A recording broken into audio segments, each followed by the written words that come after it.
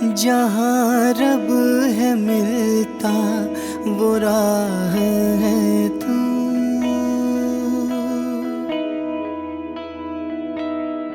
अंग संग है मेरी पनाह है तू।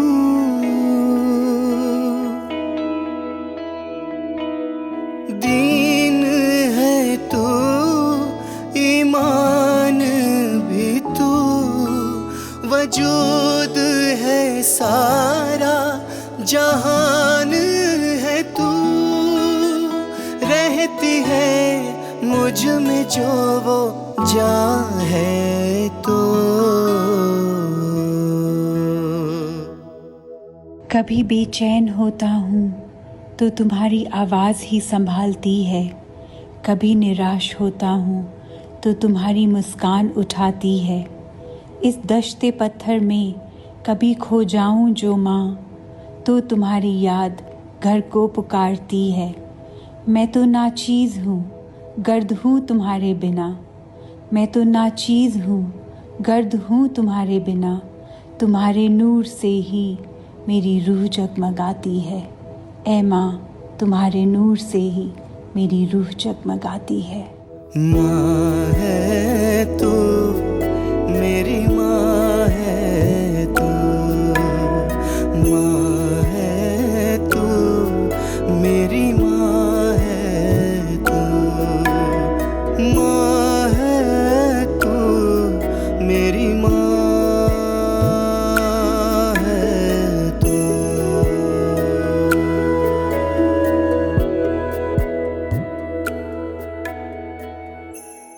याद फिर आई सूरत वो नूरानी, वो छाँव प्यारी प्यारी, वो रहमत रूहानी, वो रोशन मीनार, वो ममता की मूरत, वो माँ रहनुमा, वो मसीहा की रानी।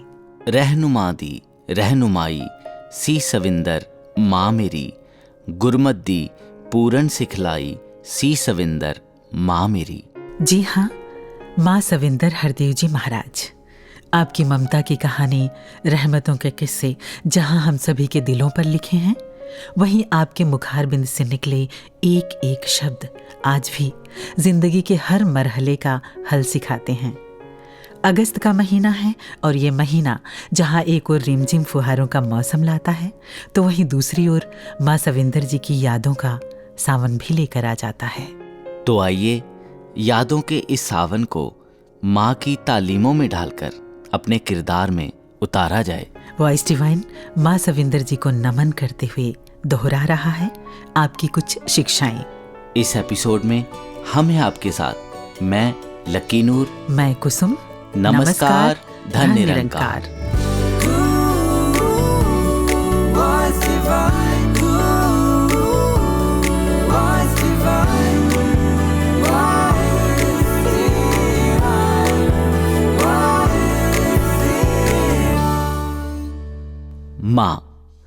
माँ कहते ही मन सुकून से भर जाता है। ऐसा लगता है जैसे सारी की सारी कायनात इस एक लफ्ज में समाई हुई है। कुसुम जी, अगर मैं अपनी बात करूं तो जिंदगी के किसी भी मोड़ या किसी भी मुश्किल भरे हालात में रहूं, जब माँ से अपने दिल की बात कर लेता हूं, वो हालात बदले ना बदले वो बात की बात है जी, पर माँ से बात करते ही जैसे हिम्मत और ताकत मिल जाती है। और शायद इसीलिए माँ को भगवान का दूसरा रूप माना जाता है जी। तप त्याग दी मूरत दा मैं केड़ा ना लवां, प्यार देन लई बच्चियां नूं रब बन के आया माँ। क्या बात है सचमुच। जब कभी मिठास या सुकून या राहत की बात हो तो बस एक माँ शब्द ही अपने आप में परिपूर्ण लगता है। किसी ने क्या खूब लिखा है कि दावरे हश्र तुझे मेरी इबादत की कसम, ये मेरा नामे आमाल इजाफी होगा, नेकियां गिनने की नौबत ही नहीं आएगी, मैंने जो माँ पर लिखा है वही काफी होगा। तेरा रूप मेरे खुदा जैसा है, दीदार तेरा दुआ जैसा है। कुसुम जी, जब बात उस माँ की हो जो हमारे लिए माँ भी हो और सतगुरु भी हो, तो उनके लिए हर शब्द छोटा पड़ जाता है। बिल्कुल। जैसे माँ सविंदर हरदेव जी महाराज। अगर मैं अपनी बात करूं तो मेरी जिंदगी माँ सविंदर जी की रहमतों से भरी हुई है। माता जी ने ना केवल सिखाया जीना कैसे है जी, दूसरों के काम कैसे आना है, बल्कि खुद जी के दिखाया। जी हाँ एक बार की बात है, बाबा जी माता जी मसूरी में थे जी। और हम भी फैमिली के साथ कुछ दिनों के लिए वहां पहुंचे। एक दिन बाबा जी ने हाथी पांव पहुंचना था और सभी संगतों को भी वहीं एकत्रित होना था। तो माता सविंदर जी भी जब अपनी गाड़ी में वहीं जा रहे थे तो रास्ते में उन्होंने कुछ महापुरुषों को उसी और पैदल चलते देखा जी। तो उनके पास गाड़ी रोक दी और उन्हें बड़े प्यार से गाड़ी में बैठने के लिए कहा। उन महापुरुषों में मेरे पापा भी थे और हाथी पांव पहुंचकर मेरे पापा ने जब मुझे बताया कि कैसे रास्ते में माँ सविंदर जी ने गाड़ी रोकी और सभी महापुरुषों को गाड़ी में बिठाया और सबका मन भर आया ये देखकर कि माँ सविंदर जी खुद गाड़ी से उतर गए और सबको गाड़ी में बिठा दिया। वास्तव में श्रद्धा से सिर झुक जाता है माँ की ये दयालुता देखकर। माता सविंदर जी की शिक्षाएं हमें पल पल जीना सिखाती हैं। वो भी एग्जाम्पल हम सभी ने सुना है कि एक बार माता जी कुछ महापुरुषों के साथ कहीं गए थे जी। तो वहाँ किसी सज्जन को लगा कि आप बहुत खास हैं और उसने पूछ लिया कि आप कौन हैं। माता जी ने बहुत प्यार और विनम्रता से जवाब दिया कि हम सभी बाबा हरदेव सिंह जी महाराज के गुरसिख हैं। कमाल की विशालता थी आप में जी। आप ये भी तो कह सकते थे कि आप बाबा हरदेव सिंह जी महाराज की जीवन संगिनी हैं और आपका रुतबा कितना ऊंचा है, लेकिन खुद को गुरसिख का दर्जा देना ये माता सविंदर जी की महानता नहीं तो और क्या है। सचमुच कुसुम जी, माता जी की वो करुणा ममता भी देखने को मिलती रही। जब समागम के दौरान माता जी टेंटों में जाते और ठंड में सो रहे महापुरुषों के ऊपर कंबल उड़ा दिया करते थे जी। और उनकी वो सेवा तो हम सबको बहुत याद आती है। जैसे वो बड़े प्यार से सब महापुरुषों को दूध जलेबी बांटते थे और सारी जिंदगी माता जी सबको खुशियां ही तो बांटते रहे। माँ मैं किंज आखां जुबां छोटी किन्ने एहसान माँ, लख तेरे एहसान माँ, बहुत तेरे एहसान माँ। वाकई लकी जी, माता सविंदर जी ने हम पर जो एहसान किए, जो प्यार और ममता लुटाई, उसे भुलाया नहीं जा सकता। माता जी की शिक्षाएं अनमोल हैं, गागर में सागर की तरह हैं। और अगर कोई एक भी शिक्षा हमारी जिंदगी में उतर जाए ना, तो पूरी की पूरी जिंदगी रूपांतरित कर सकती है। आइए माता सविंदर जी की ऐसी ही कुछ रूहानी शिक्षाओं से जुड़ा जाए। एक कैटरपिलर छोटा सा कीड़ा होता है, उसे हमने एक खूबसूरत तितली में बदलते देखा है। एक वो छोटा सा कीड़ा इतनी खूबसूरत ऊंची उड़ने वाली तितली में बदल जाता है क्योंकि उसको अपने बनाने वाले पे पूरा विश्वास है। वो ना तो अपने शरीर के साथ जुड़ा होता है, ना किसी बदलाव से डरता है और ना ही आने वाले कल से। इसी प्रकार हमारा भी जीवन बन जाए, जैसे निरंकार की रज़ा हो उसमें हम रह पाएँ। इश्क हकीकी में एक ही असूल है, तू कबूल तो तेरा किया सब कुछ कबूल है। हमारे अंदर ऐसी भक्ति भर जाए और इसकी रज़ा में हमें बहना आ जाए, क्योंकि बहने के लिए हमें अपना एफर्ट नहीं करना पड़ता। You just keep flowing with the flow. तेरे घट में ही ईश्वर है, हे सतगुर माँ तू धन धन है।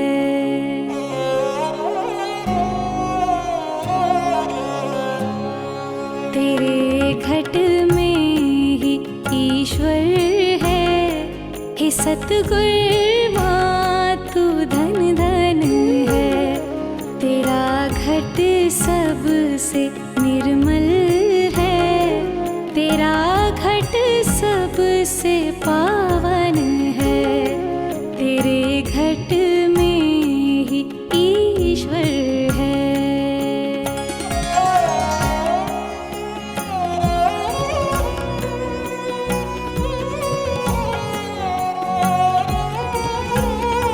तुझे सजदे करूं सौ सौ, सदा कुर्बान जाऊं मैं।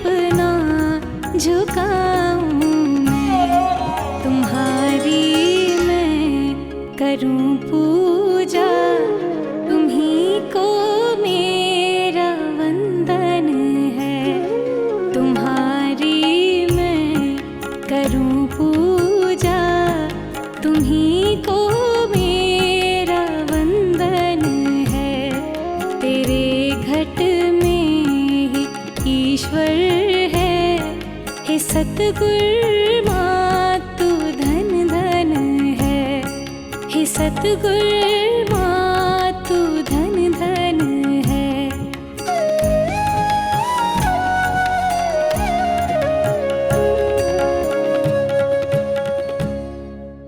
वास्तव में इश्क हकीकी का असूल भी यही है, खुद को मिटा देना, बस तू ही तू रहे, तेरी मर्जी तेरी इच्छा सब बेशर्त कबूल हो मुझे। फिर तेरी ये दुनिया, तेरे बनाए हुए इंसान जो जैसे हैं वैसे ही मुझे स्वीकार हों। तो जब तेरी मर्जी को स्वीकार करने का भाव आ जाता है तो चीज़ें आसान हो जाती हैं, क्यों लकी जी? जी कुसुम जी, इसीलिए लिखा ना सवाल ना जवाब, बस इश्क तेरा इश्क। जब हम सतगुरु की बातों को एज इट इज मान लेते हैं कुसुम जी, तो वाकई जिंदगी आसान हो जाती है। बिल्कुल। यूँ तो अक्सर सिचुएशन से भागने को आसान मान लिया जाता है, हाँ। पर ऐसा करना मुश्किलों का हल नहीं है। जी। मैं अपनी बात बताऊं? जी। तो ये उन दिनों की बात है जब मैं अपनी जॉब से बहुत ज्यादा परेशान था और उसे उसी वक्त छोड़ना चाहता था। इसी उधेड़बुन में था कि अचानक एक दिन ये बात सतगुरु माता सुविंदर जी के चरणों में रखने का मौका मिला। तो माता जी ने आशीर्वाद रूप में जो जवाब दिया वो कहीं ना कहीं हम सभी के लिए एक प्रेरणा है। जरूर होगी। माता जी ने कहा कि बच्चे, जब तक दूसरी इससे बेहतर जॉब ना मिले इसे नहीं छोड़ना। माता जी के इन वचनों से ऐसी ताकत मिली कि जहां मैं जॉब छोड़कर सारी उलझनों से भागना चाहता था, वहां इसी जॉब में रहकर सभी चैलेंजेस को फेस किया और आज इसी जॉब में अच्छे से सेटल्ड हूं। तो माता जी के उन वचनों ने ये सिखाया कि सिचुएशन से भागना नहीं है, फेस करना सिखाया, आगे बढ़ना सिखाया। तो कैसे हर रास्ते में, राह में रहनुमा बनके हमें वो रास्ता दिखाते रहे। सचमुच लकी जी, अगर हम मुश्किलें माने तो हैं कहाँ नहीं। रिश्तों की बात लें तो उन्हें भी निभाने में मुश्किलें हैं और कई बार उन जिम्मेदारियों से हम भागते भी हैं। लेकिन अगर हम ये एक्सेप्ट कर लें कि जो जैसा है तूने बनाया है, तूने दिया है और ऐसा ही होना चाहिए, तो रिश्ते निभाने में आसानी हो जाती है ना? जी सचमुच। हम जरा सोचें कि हमें ये जिंदगी भी तो हमारी मर्जी से नहीं मिली, तूने ही दिया जैसा तूने चाहा। अगर जिंदगी में पीछे मुड़कर देखें तो पाएंगे कि सोचा तो जरूर और प्लानिंग भी की, लेकिन मर्जी तो तेरी चलती रही है। यानी जो हो रहा है वो तेरी मर्जी से हो रहा है और जो होगा वो भी तुम्हारी मर्जी से ही होगा। और फिर ये दुनिया बनाने वाले को ही पता है कि ये दुनिया कैसे चलानी है। जी कुसुम जी, और हम उन चीजों को जो हमारे बस के बाहर हैं, जिन्हें हम बदल नहीं सकते, अगर उन्हें स्वीकार कर लें तो चीजें बेहतर होती चली जाती हैं। जब तू ही हर पत्ते पत्ते, डाली डाली में, तो नफरतें किससे?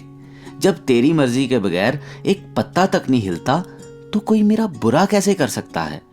ये भाव मन में बना रहे तो जिंदगी सहज हो जाती है कुसुम जी।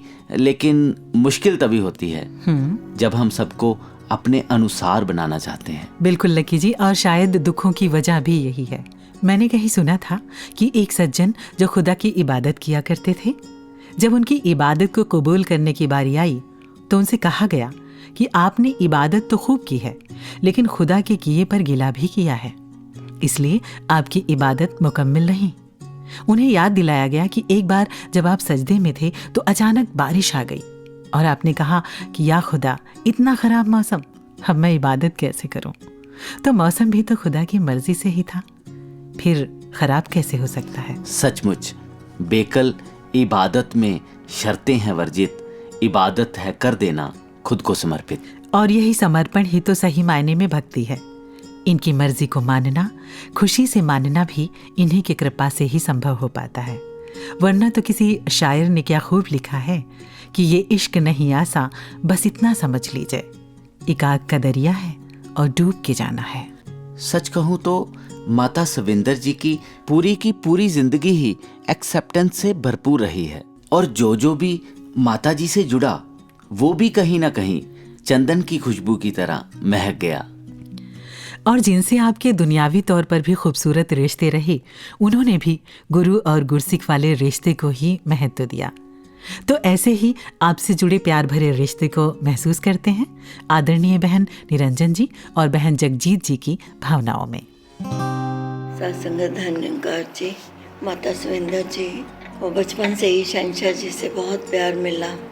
जब मसूरी में पढ़ते थे तो मोनी नखोबिनो भी सेम स्कूल में पढ़ रहे थे, तो शहंशाह जी ने जब भी उनको छुट्टी दिला के घर बुलवाना तो माता जी को भी साथ बुलाना, कोई भी सामान आना घर में शहंशाह जी ने मंगवाना या खाने के लिए भी, तो इनको भी पूरा वैसे ही भेजना जैसे उनको भेजते थे। और शहंशाह जी बाबा गुरबचन सिंह जी दोनों के ध्यान था, तो इनकी फिर बाबा जी के साथ शादी फिक्स हो गई। और शादी के बाद जब गद्दी मिली तो बाबा जी के साथ कंधे के कंधा मिलाकर, चाहे बच्चे छोटे छोटे थे पर इन्होंने पूरा साथ दिया। 36 साल मौन रह के बाबा जी के साथ सच के प्रचार के लिए निकल पड़े। संगतों को पहल दी, संगतों को प्यार दिया, किसी का दुख नहीं देख सकते थे, बहुत दयालु स्वभाव के थे, केयरिंग सिम्पथी रखने वाले और बहुत स्ट्रॉन्ग थे। परिवार में भी साथ संगत इन्होंने पूरे फ़र्ज़ निभाए, चाहे वो बाबा जी के होते हुए चाहे बाद में, पूरा प्यार दिया, पूरा मान इज़्ज़त दी और ध्यान रखा। हमेशा बच्चों के साथ बच्चे हो जाना, बड़ों के साथ बड़े हो जाना, संजीदा बन जाना। और फिर बाबा जी के बाद चाहे इनकी सेहत भी ऐसी थी, आप सबको पता है, पर फिर भी इतने स्ट्रॉन्ग बन के मिशन को संभाला, परिवार को संभाला और संगतों को भी प्यार दिया। एक एक को अपना कोई तकलीफ़ जो वो तो जैसे भूल ही गए, पर संगतों को पहल दी, सारा समय ज़्यादा संगतों में बिताया। और अंत में भी जब से थोड़ी ज़्यादा हो गई तो मिशन को, संगतों को, परिवार को माता सुदीक्षा जी के हवाले करके गए। अब रहमत करो कि जैसा ये चाहते हैं वैसा हम सब कर पाए, बन पाए, इनके वचन मान सके। धन्यकार जी। प्यार से कहना धन्यकार जी। सतगुरु माता सविंदर जी से बहुत प्यार मिला। स्कूल से लेकर कॉलेज तक इकट्ठे ही थे और उनमें हमेशा ही यही पाया कि उनका बहुत केयरिंग नेचर, बहुत करुणा और हमेशा सदा ही तैयार रहते थे हेल्प करने के लिए सबकी। जब भी सुनना किसी को कोई ज़रूरत है, एक क्षण भी नहीं लगाते थे और वहाँ पहुँच जाते थे। जैसे आप महात्माओं ने भी सुना और देखा भी होगा कि जब सर्दियाँ हो गई थी और समागम के दिनों में तो कैसे सब महात्माओं के लिए कंबल लेकर उनके टेंटों में पहुँच गए थे। ऐसा हृदय उनका विशाल और करुणा से भरा हुआ और दूसरों को पहल देनी। बहुत ही हम फॉर्चुनेट थे, लकी थे कि ऐसे भाभी मिले, ऐसी फ्रेंड मिली और ऐसे सतगुरु मिले। तो दातार मेहर करे कि जो उनका सिखलाया हुआ रास्ता है उस पे हम सदैव ही चलते रहें, क्योंकि साथ संगत वो हमेशा ही दूसरों को पहल देते रहे हैं और विशाल हृदय के मालिक। तो दातार रहमत करे कि जैसा वो चाहते थे सदा ही हम भी वैसा ही करते रहें और संगतों की चरण रज बनकर और सबसे प्यार लेते रहें। प्यार से कहना धन्यकार जी।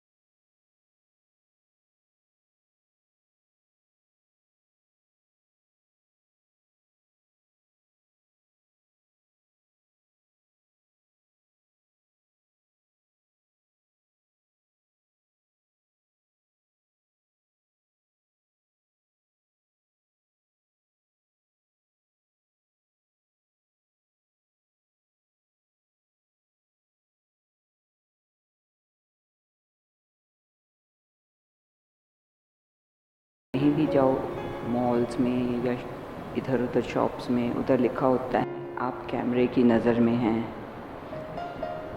इतना पढ़ के ही अलर्टनेस आ जाती है इंसान में कि हमने कुछ गलत काम नहीं करना। चाहे वो उधर जो लिखा है सिर्फ लिखने तक हो, कैमरे भले अगर 12 लगे हैं तो एक ही चल रहा हो, या हो सकता है 12 के 12 भी ख़राब ही हों, पर वो अलर्टनेस पढ़ के ही आ जाती है। निरंकार तो देख ही रहा है, तब भी क्या हम इतने अलर्ट रहते हैं कि हमसे कोई गलती ना हो जाए। हम लापरवाह हो जाते हैं, गलतियां कर बैठते हैं। अपना अपना अंतर्यामी तो हर कोई इंसान है। हमें पता है हम क्या गलत बात कर रहे हैं, क्या ठीक कर रहे हैं। निरंकार का हमारे अंदर इतना भय हो, कभी हमसे कोई गलती ना हो।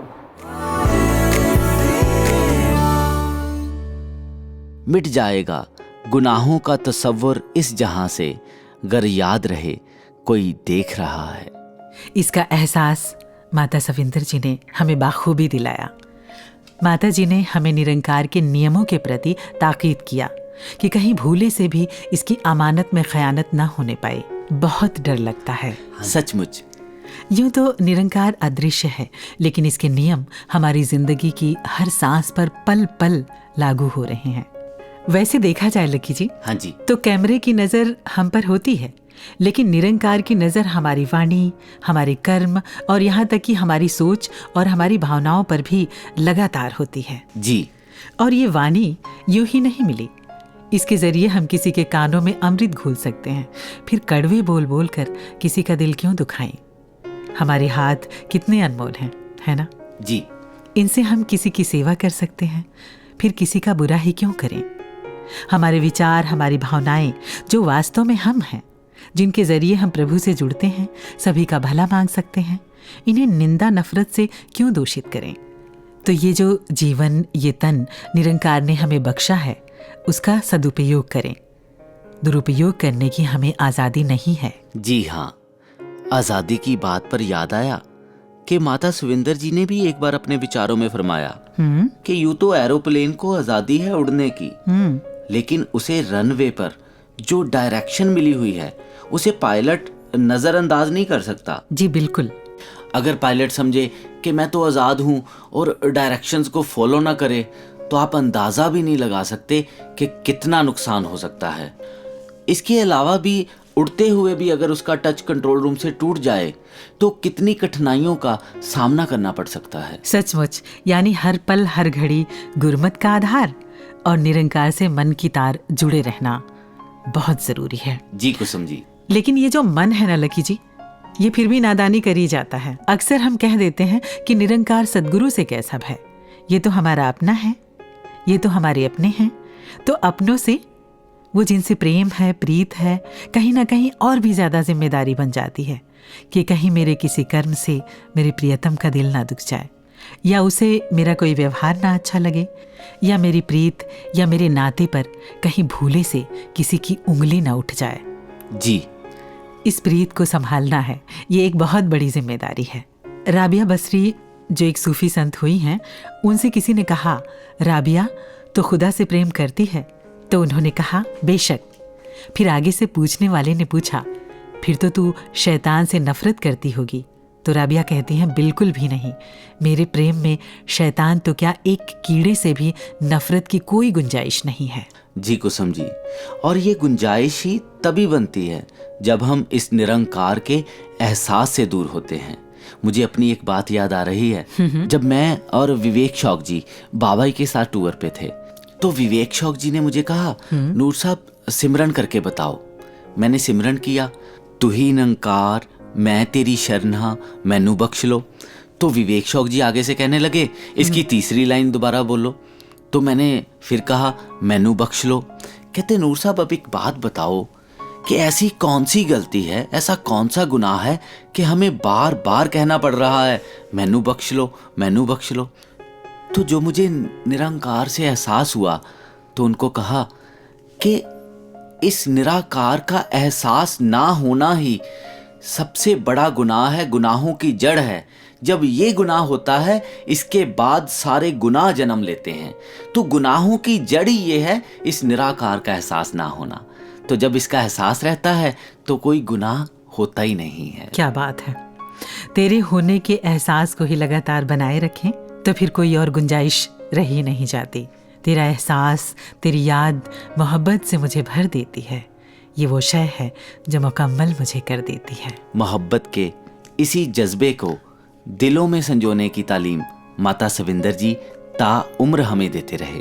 और ये तालीम आदरणीय बहन समता जी और बहन रेणुका जी में भी बाखूबी देखने को मिलती है। और ना केवल ये गुण, बल्कि उनकी निगाहों में भी माँ सविंदर जी की सूरत झांकती है, जिनके अक्स में उनका अक्स नजर आता है हमें।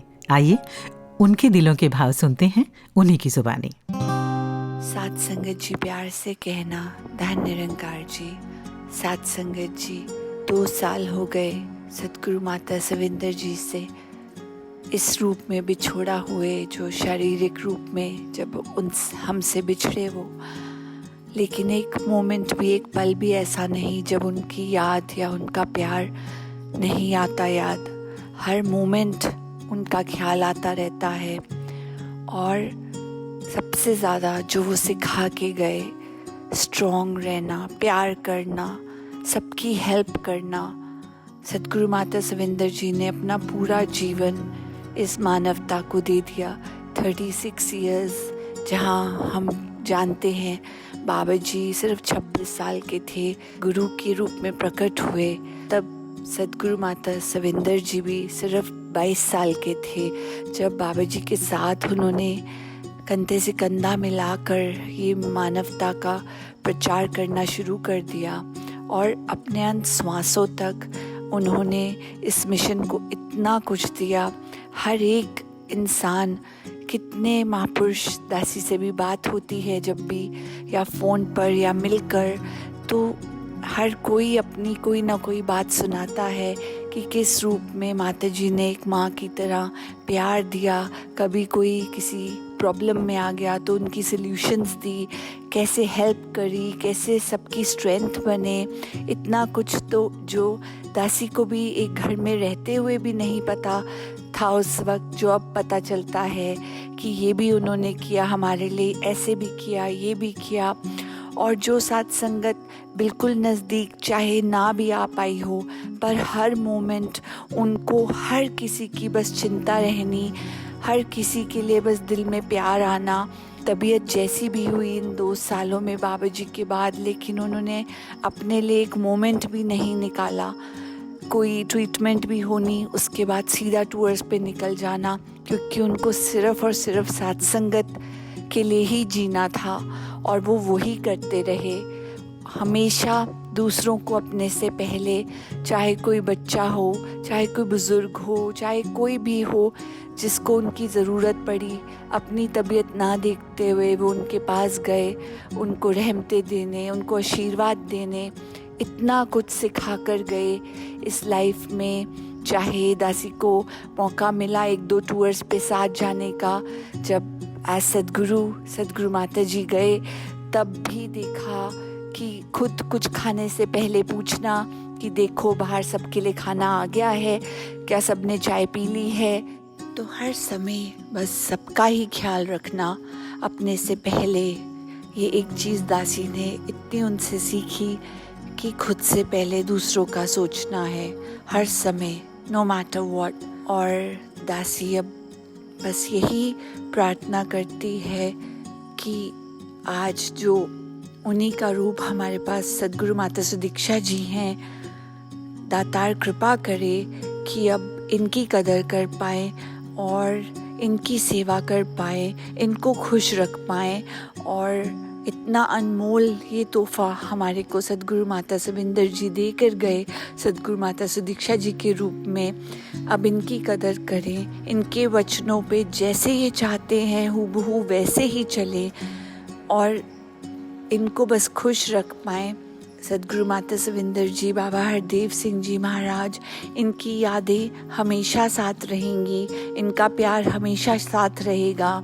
इस निरंकार रूप में भी और इस साकार रूप में सद्गुरु माता सुदीक्षा जी के रूप में भी दातार कृपा करे हम सबका जीवन बिल्कुल वैसे बन जाए जैसा माता जी चाहते हैं और हम उनको मिलकर सारे हमेशा प्राउड फील करा पाएं। साथ संगत जी प्यार से कहना धन निरंकार जी।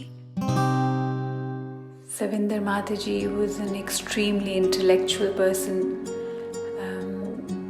उनको रीडिंग का बहुत शौक़ था। जब भी थोड़ा बहुत फ्री टाइम हो उनके हाथ में कोई ना कोई बुक ज़रूर होती थी। लिटरेचर, फ़िलॉसफी, पोइट्री, हर फील्ड में उनकी बहुत ही डीप इंट्रोस्पेक्टिव नॉलेज थी और अवेयरनेस थी। जब मैं अपने टीनेज ईयर्स में थी तो I came across some of Rumi's poetry books. मैं घर लेकर आई तो उसमें एक कोट थी, The wound is the place where the light enters you. जब मैंने ये कोट पढ़ी तो मुझे समझ नहीं आई। सविंदर माता जी के पास गई, उनसे पूछा कि मम्मा इस कोट का क्या मीनिंग है कि The wound is the place where the light enters you। तो मुस्कुरा के कहते कि हर किसी की ज़िंदगी में उतार चढ़ाव लगे रहते हैं। कई बार हमें लगता है कि हालात हमें चोट पहुंचा रहे हैं, सर्कमस्टांसेस हमें ज़ख्म दे रहे हैं, हमें दर्द दे रहे हैं। ऐसे टाइम पे हमें हिम्मत नहीं हारनी। हमें हमेशा ये एहसास रहे कि जो इलाही नूर है, जो निरंकार की रोशनी है, वो हमारे साथ है। और ये रोशनी, ये निरंकार की मेहर कब हमारे वूंड्स में इतनी इलाही नूर भर दे पता ही नहीं चलेगा। अगर हम कंप्लीट सरेंडर कर देंगे इनके सर्कमस्टांसेस को, इनकी रज़ा पे, तो हमारे हर एक ज़ख्म से इनका नूर चमकेगा। आप जी रहमत करो कि सारी शिक्षाएं प्रैक्टिकल रूप में, स्पिरिचुअल रूप में अपने जीवन में ढाल सके। Thank you. इस प्यारे से संदेश के बाद क्यों ना एक गीत सुन लिया जाए? जी बिल्कुल।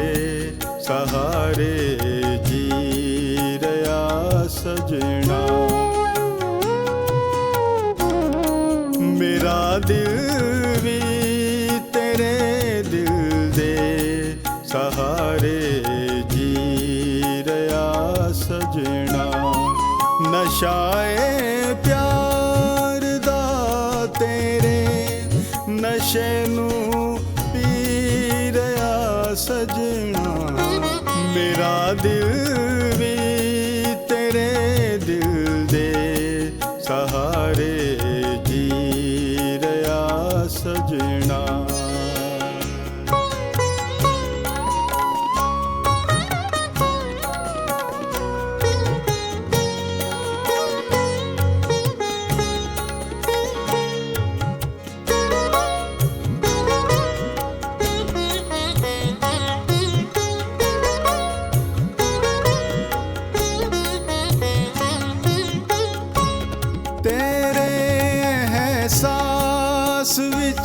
बीते मिली जिन्नी भी जिंदगी है,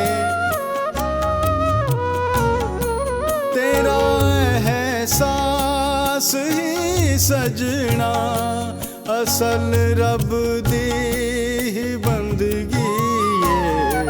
तेरा ए नूर की आँखां मैं कहणों रहा सजना।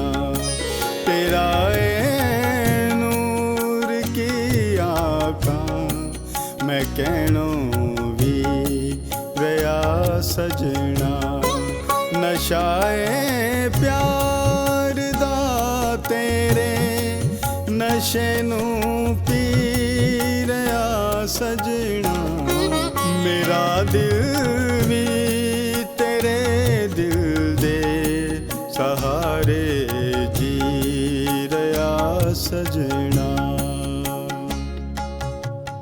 ਜ਼ਿੰਦਗੀ ਦੇ ਕੋਰੇ ਵਰਕਿਆਂ ਤੇ ਲਿਖਣੀ ਸੀ ਇੱਕ ਪਿਆਰ ਦੀ ਗੱਲ, ਪਰ ਹਰ ਵਰਕੇ ਤੇ ਲਿਖ ਬੈਠੇ ਅਸੀਂ ਨਫ਼ਰਤ ਤੇ ਤਕਰਾਰ ਦੀ ਗੱਲ। ਕਦੇ ਝਾਤ ਨਹੀਂ ਮਾਰੀ ਆਪਣੇ ਤੇ ਕਰਦੇ ਰਹੇ ਸੰਸਾਰ ਦੀ ਗੱਲ। ਨੂਰ ਖਾਲੀ ਏ ਕਿਤਾਬ ਭਰੀ ਵੀ ਜੇ ਲਿਖੀ ਨਾ कोई यार दी गल, जे लिखी ना कोई यार दी गल। वाह क्या बात है, बहुत खूब। कुछ भी हो बस प्यार ही प्यार हो। जी बाबा जी ऐसा चाहते थे और माता सविंदर जी ने हमें ऐसा आदेश दिया कि कुछ भी हो लेकिन प्यार का दामन ना छोड़ें। सच कहें तो माता जी ने वही कहा जो इंसान का मूल स्वभाव है। एक बार मुझे किसी बहन से मिलने का मौका मिला तो मैंने महसूस किया कि उनका जो स्वभाव है वो बहुत मीठा और बहुत प्यारा है। जी तो मैं उनसे पूछ बैठी कि आपका अंदाज़ इतना प्यारा कैसे है। तो उन्होंने एक बहुत कमाल की बात कही। उन्होंने कहा कुसुम मैं प्यार में जीती हूँ और प्यार ही हमारा मूल स्वभाव है। बाकी चीज़ों के लिए हमें एफ़र्ट करना पड़ता है लेकिन प्यार को अपने स्वभाव में उतारने के लिए एफ़र्ट नहीं करना पड़ता क्योंकि प्यार ही सहज है। लेकिन अक्सर देखने को ये मिलता है कि प्यार के लिए बहुत ज़ोर लगाना पड़ता है जबकि नफ़रत आसानी से हो जाती है। ऐसा भी नहीं है कि प्यार नहीं है दिलों में, प्यार है लेकिन हमने प्यार के दायरे बना लिए हैं, बस कुछ लोगों तक ही सीमित। जिन्हें हम चाहते हैं बस उनके लिए, उनकी गलतियां भी माफ़ कर देते हैं, बर्दाश्त कर लेते हैं उनकी नादानियों को भी, क्योंकि हम उन्हें चाहते हैं, हमारा प्यार है उनसे। कहीं पढ़ा कि एक मूर्तिकार ईश्वर से शिकायत करता है कि हे प्रभु मैं भी मूर्तिकार और तू भी मूर्तिकार, लेकिन तब मेरा दिल दुखता है जब तुम्हारी बनाई हुई मूर्तियाँ मेरी बनाई हुई मूर्तियों का तो सम्मान करती हैं लेकिन आपस में तकरार करती हैं। कितना अच्छा होना कि हम ये मान लें कि सभी मेरे अपने हैं, और ऐसा तभी होगा जब हमें सब में तू नज़र आने लगे, और जब सब में तू ही है तो फिर कौन बेगाना, किससे नफरतें। बाबा जी ने भी कहा कि उनसे प्यार करना तो बहुत आसान है जो हमसे प्यार करते हैं, बात तो तब बने जब सभी से प्यार हो। और कुसुम जी अक्सर हम देखते हैं कि जिसके साथ हमारा प्रेम होता है उससे जुड़ी हर चीज हमें प्यारी लगती है। जी। और अगर हमें सतगुरु की कृपा से निरंकार से प्यार है तो इससे जुड़ी हर चीज से प्यार होगा। और फिर बताइए ना, ऐसी कौन सी शय है जिसमें निरंकार शामिल नहीं। बिल्कुल सच। काश कि ये एहसास हमें हर पल बना रहे। एक बार किसी महात्मा से मैंने पूछा, क्या हर हाल में हर परिस्थिति में सभी से प्यार कर पाना संभव है? तो उन्होंने कमाल का जवाब दिया। उन्होंने कहा कि किसी से नफरत नहीं करना और दिल में सबसे प्रेम का और सबके भले का भाव रखना ही सबसे प्रेम करना है। और ये प्रेम जब किसी रिश्ते में उतर जाता है तो रिश्ते निभाना आसान हो जाता है। वो उदाहरण भी हम अक्सर सुनते हैं कि एक महात्मा पहाड़ पर चढ़ रहे होते हैं तो वहीं पर एक 7 साल की बच्ची भी अपने 2 साल के भाई को गोद में उठाए पहाड़ी चढ़ाई चढ़ रही थी और वो बहुत थक रही थी। तभी उस महात्मा ने दया भाव से कहा, बेटी तेरे ऊपर तो बड़ा भार होगा। तो उस पहाड़ी बच्ची ने जो जवाब दिया वो लाजवाब कर देने वाला था। वो बोली, नहीं बाबा, ये भार नहीं, मेरा भाई है।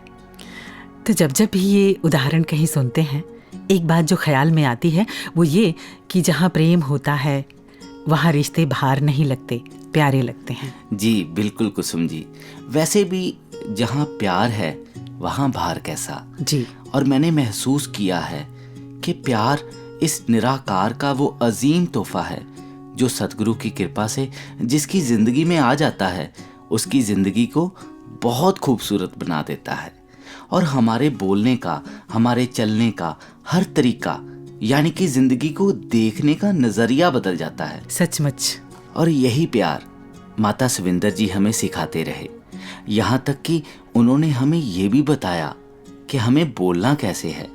एक बार की बात है, एक बच्चा जब किसी दूसरे बच्चे से बात कर रहा था तो उसने कुछ ऐसे शब्द कहे जिसे सुनकर माताजी ने कहा कि बच्चे, जो शब्द आप संगत में नहीं बोल सकते वो घर में भी नहीं बोलने। तो ऐसी ही सिखलाई और प्यार माताजी हर बच्चे को सिखलाते रहे। और उनके पास रहकर हमारे प्यारे हार्दिक जी और संप्रीति जी ने भी जो प्यार उनसे लिया, जो उनसे सीखा, आइए सुनते हैं। साथ संगत जी, प्यार से कहना धन निरंकार जी। इश्क हकीकी का एक ही उसूल है, तू कबूल तो तेरा किया सब कबूल। ये लाइन सुनते ही सदगुरु माता सविंदर जी की याद आती है, क्योंकि उन्होंने हमें हमेशा सिखाया है कि निरंकार से कभी क्वेश्चन नहीं करना और हर चीज़ निरंकार की रज़ा में रहकर ही करना है।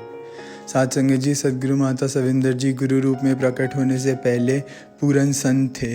उन्होंने बाबा जी का हर एक आदेश आने से पहले ही उसको समझ के पूरा किया। साथ संगत जी, दास तो बहुत लकी है कि सदगुरु माता सविंदर जी के साथ इतना टाइम स्पेंड करने को मिला, उनसे इतना प्यार मिला, इतना आशीर्वाद मिला, और साथ संगत जी उनसे लिमिटलेस टीचिंग्स मिली। तो साथ संगत जी, आप सब आशीर्वाद दो जी कि दास जो उनसे इतनी टीचिंग्स मिली उसको अपनी लाइफ में डाल पाए, और साथ संगत जी आपसे हमेशा से जो इतना प्यार और आशीर्वाद मिल रहा है दास उसके लायक बन पाए। साथ संगत जी, प्यार से कहना धन निरंकार जी। साथ संगत जी, प्यार से कहना धन निरंकार जी। साथ संगत जी, दासी बहुत लकी है कि दासी को माता सविंदर जी के साथ इतना टाइम स्पेंड करने को भी मिला और उनसे बहुत प्यार भी मिला। साथ संगत जी, दासी ने जब भी खोटी जाना और अगर ऊपर हॉल में संगत होनी तो माता सविंदर जी ने ज़रूर कहना कि संपू, ऊपर हॉल में संगत हो रही है, संगत चले जाओ।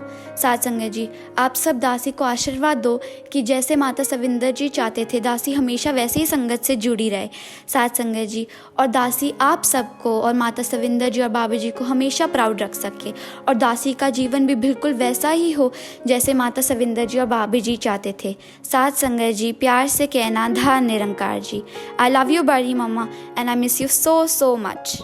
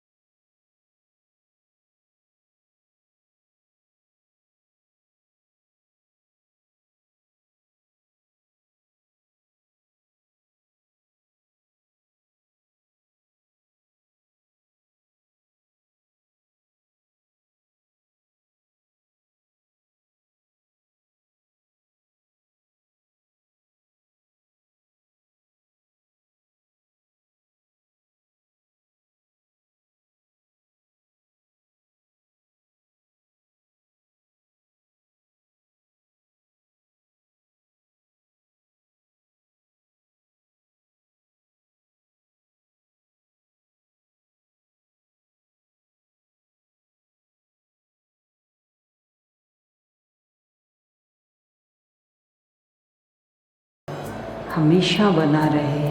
कई बार तो ऐसे होता है, छोटी छोटी बातों का शुक्राना तो दूर की बात है, कई बार हम इतनी बड़ी बड़ी बातों का, इतनी बड़ी बड़ी चीज़ों का शुक्राना करना भूल जाते हैं जो इतनी कीमती हैं और हम उनके बिना रह भी नहीं पाते। हमें निरंकार ने हवा, पानी, सब कुछ ऐसे ही दिया हुआ है और हम इसका शुक्राना ही नहीं कर पाते। इसी प्रकार ये निरंकार प्रभु परमात्मा का ज्ञान हमें मिला है, हमें इसका लाख लाख शुक्राना करना चाहिए। तो ये शुक्राने का भाव हमेशा ही बना रहे और हर इंसान को इस निरंकार प्रभु परमात्मा के साथ जोड़ते हुए हम अपनी ज़िंदगी में आगे बढ़ते जाएं। तेरी बंदगी से मिली मेरे वजूद को शोहरत, मेरा जिक्र ही कहाँ था तेरी रहमतों से पहले। जितना भी शुक्राना करूं कम सा लगता है। एक कहावत है कि खुशी हमेशा शुक्राने के दरवाजे से अंदर आती है और शिकायत के दरवाजे से बाहर चली जाती है। और कहीं ये भी पढ़ा था कि संसार में सबसे बुद्धिमान इंसान वो है जो सीखता रहता है और सबसे खुश इंसान वो है जो शुक्राना करता है। और लकी जी, देखा जाए जी तो ये शिकायतें भी तब आती हैं जब हम अपनी तुलना दूसरों से करने लग जाते हैं, तभी हमें जिंदगी से शिकायत होती है ना? जी बिल्कुल। अगर इसे छोड़ के हम अपनी अपनी जिंदगी में झांकें तो पाएंगे कि ईश्वर ने हमें हमारी काबिलियत से कहीं ज्यादा दिया है। कहीं पढ़ा था कि कैलिफोर्निया विश्वविद्यालय के प्रोफेसर रॉबर्ट एम मॉन्स ने 10 सालों तक रिसर्च करके ये साबित किया कि हम ईश्वर का धन्यवाद करके एक स्वस्थ और खुशहाल जिंदगी पा सकते हैं। इसके लिए उन्होंने 2 टीम्स बनाई। एक टीम जो हर रोज ऐसी 5 चीजों का नाम लिखा करती थी जिसके लिए उन्हें धन्यवाद करना चाहिए। तो देखा गया कि वो टीम स्वस्थ और खुशहाल दिखी बनिस्बत उस टीम के जिन्होंने ऐसा नहीं किया। जरूर ऐसा हुआ होगा। जी कुसुम जी, मैंने कुछ पंक्तियां लिखी थी। सुनाइए। शिकवा दूरी का कारण बनता है और शुक्राना पास आने का, और वो चाहे दुनियावी रिश्तों में हो या रूहानियत में। जी, शुक्राने के लिए जरूरी नहीं कि बड़ी बड़ी खुशियां हो, छोटी छोटी खुशियों के लिए भी तो धन्यवाद किया जा सकता है। जी। एक मशहूर एंकर हैं, उन्होंने एक बार अपने इंटरव्यू में कहा कि मेरी सफलता की चाबी मेरी शुक्राने की डायरी है। वो अपने पूरे दिन को देखती और उनमें से उन बातों को तलाश करती जिसके लिए शुक्राना किया जा सके, और फिर वो उन बातों को अपनी डायरी में लिखती हैं। और पता है, उसमें कोई बड़ी बड़ी बातें नहीं होती, बल्कि छोटी छोटी बातें, जैसे मैंने नीले आसमान को देखा, टेस्टी खाना खाया, अपने गुस्से पर कंट्रोल कर पाई। ऐसी छोटी छोटी बातों पे वो शुक्राना करती है। कमाल की बात यह है लकी जी कि हम अक्सर ऐसी रोजमर्रा की बातों को नजरअंदाज कर देते हैं। जी बिल्कुल। मैंने कहीं पढ़ा था, किसी ने लिखा है कि हर मिलने वाला आपका मार्गदर्शक है। अब ये हम पर निर्भर करता है कि हम किसी के व्यवहार को किस तरह से लेते हैं। और वो भी बात हम अक्सर पढ़ते हैं कि जो आपको अच्छे लगते हैं वो आपको सीख देंगे, और जो आपको अच्छे नहीं लगते वो आपको अनुभव देंगे। यहाँ तक कि परिस्थितियाँ भी। कहते हैं कि अच्छी परिस्थिति में हम खिलते हैं और विपरीत परिस्थितियाँ हमें उस मूर्तिकार की तरह गढ़ती हैं जो किसी पत्थर को गढ़कर आकार देकर उसे पूजने लायक बना देता है। इसलिए दोनों का शुक्रिया। एक और बात कहीं पढ़ी कि एक छात्रा अचानक से एक कार एक्सीडेंट में 3rd डिग्री तक जल गई। पहले वो बहुत खूबसूरत हुआ करती थी, लेकिन बाद में वो पूरे शरीर पर पट्टी बांधे बिस्तर पर पड़ी थी। जाहिर सी बात है कि वो अपनी जिंदगी से पूरी तरह से निराश हो चुकी थी। बाद में उन्होंने अपनी एक किताब में लिखा कि जब उन्हें ऑपरेशन थिएटर ले जाया जा रहा था तो वो इस दर्द में भी ईश्वर को धन्यवाद देने के लिए कुछ बातें खोजने लगी। तभी उन्हें पता चला कि उनकी बाएं हाथ की जो उंगली है उससे वो चम्मच उठा सकती हैं, और ये सोचकर ही वो ईश्वर के प्रति कृतज्ञता से भर गई। फिर उन्हें पता चला कि वो चल सकती हैं, और इसके लिए भी वो आभार से भर गई। और फिर इस तरह उन्होंने धन्यवाद देते हुए अपना जीवन वापस पाया। वो लिखती हैं कि धन्यवाद देना एक ऐसी आदत है जिससे चमत्कार हो सकता है। तो इस तरह से हम कह सकते हैं कि हमारी जिंदगी में घटने वाली हर घटना के लिए ईश्वर के पास कारण होता है, वजहें होती हैं, और हम कभी भी इसकी रमज को नहीं समझ सकते। हमें सिर्फ और सिर्फ इनकी इच्छा पर भरोसा करना चाहिए। तो ऐसी अनगिनत अनमोल शिक्षाएं हैं जो माता सविंदर जी ने हमें दी। जितनी भी चर्चा करें कम है। और अब जाते जाते मुझे माता जी की वो सिखलाई याद आ रही है। जब माता सविंदर जी सतगुरु रूप में प्रकट हुए तो उनसे आशीर्वाद लेने का अवसर प्राप्त हुआ तो उन्होंने मुझे 2 बातें समझाई। पहली, कहते बच्चे कभी जिंदगी में संगत नहीं छोड़नी।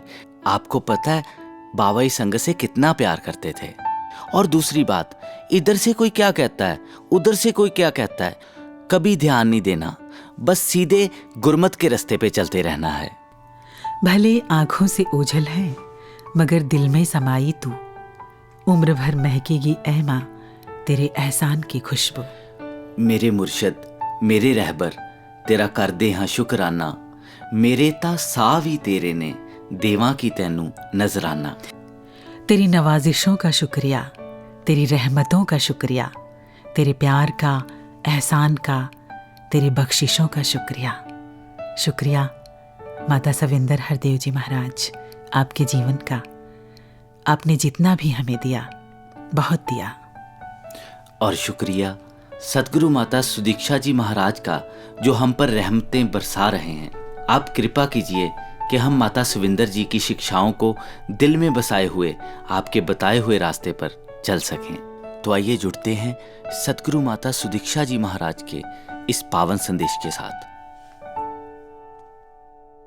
तो जहाँ सतगुरु माता सविंदर हरदेव जी महाराज की बात आती है, जहाँ उन्होंने ये सतगुरु बाबा हरदेव सिंह जी का साथ उस समय से ही देते चले आ रहे हैं जब बाबा गुरबचन सिंह जी सतगुरु रूप थे।